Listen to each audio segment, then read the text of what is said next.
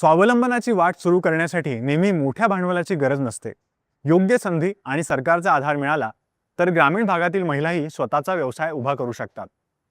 वाशिम जिल्ह्यातील मंगरुळपीरच्या मधुबाला मावळे आणि सायखेड्याच्या पद्मिना गहुले यांनी हेच सिद्ध करून दाखवलं आहे.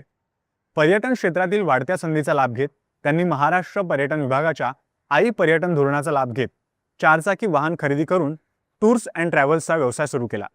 आज लग्न समारंभ, धार्मिक यात्रा, पर्यटन सहली आणि खाजगी कार्यक्रमांसाठी त्यांच्या वाहनांना मागणी आहे. या व्यवसायातून त्यांना नियमित उत्पन्नासोबतच स्वतःच्या पायावर उभं राहण्याचा आत्मविश्वासही मिळाला आहे. महिलांना पर्यटनाशी संबंधित विविध व्यवसायांसाठी बिनव्याजी कर्ज देणारी सुविधा ग्रामीण भागातील महिलांसाठी उद्योजकतेचे नवे पर्याय खुले करत आहे. वाशिमच्या मंगरुळपीर येथील मधुबाला मावळे आणि सायखेडा येथील पद्मिना गहुले यांनी या योजनेचा लाभ घेत चारचाकी वाहन खरेदी करून टूर्स अँड ट्रॅव्हल्सचा व्यवसाय सुरू केला.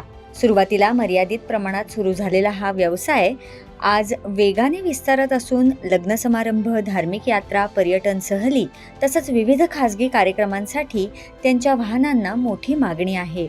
विशेषतः सुट्ट्या आणि गर्दीच्या हंगामात आगाऊ बुकिंगशिवाय वाहन मिळणे कठीण होत असल्याचे चित्र आहे.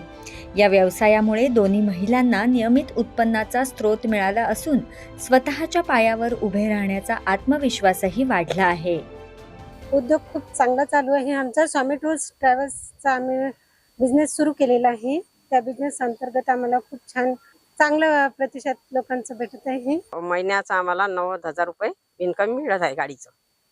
त्याच्यानंतर आमचं कुटुंबाचं पालन पोषण व्यवस्थित सुरू आहे. गावातील नागरिकांनाही स्थानिक स्तरावर प्रवासी वाहनाची सुविधा उपलब्ध झाल्याने प्रवास अधिक सोयीस्कर झाला आहे. त्यामुळे या उपक्रमाचा लाभ केवळ लाभार्थ्यांनाच नव्हे तर ग्रामीण भागातील नागरिकांनाही होत आहे.